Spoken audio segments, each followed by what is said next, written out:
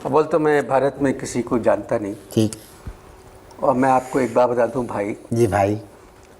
कि ये अच्छी बात नहीं है कि क्या? हमारे पास एटम बम है, और एटम बम इस तरह नहीं फेंका जाता जिस तरह आपने बताया है। इस तरह सिर्फ नारियल फेंका जा सकता है। तुम जैसे अनासिर की बातें सुनकर जो कलेजा है ना वो मुंह से निकलकर नथनों में घुसने लगता है। हैं? कितनी आसानी से कह दिया कि ये कोई अच्छी बात नहीं है कि हमारे पास एटम बम है। मैं सच्चा पाकिस्तानी हूँ जी, साफ बात कहता हूँ। तो मैं क्या झूठा पाकिस्तानी हूँ? मैं भी सच्चा पाकिस्तानी हूँ, सच्चाई मैं भी जानता हूँ। अभी 2 हिंदुस्तान के तैयारे जो हैं वो लाहौर की सरहद में, फ़ज़ाई सरहद के अंदर 4 किलोमीटर अंदर घुसे कि नहीं घुसे? जी घुस गए।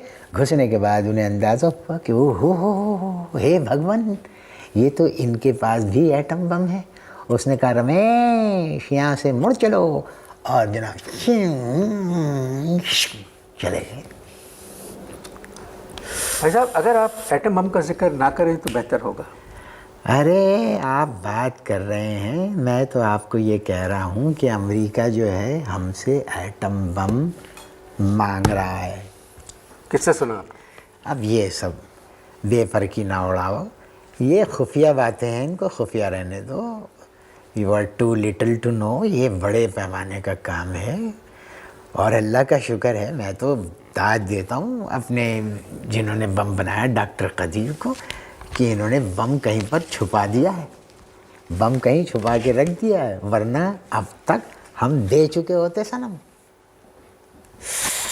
अपनी आप उम्र देखिए जी। और अपनी गुफ्तगू देखिए। जी। आजकल बच्चे भी इस किस्म की गुफ्तगू नहीं कर सकते अच्छा, कि डॉक्टर कदीर ने बम छुपा दिया।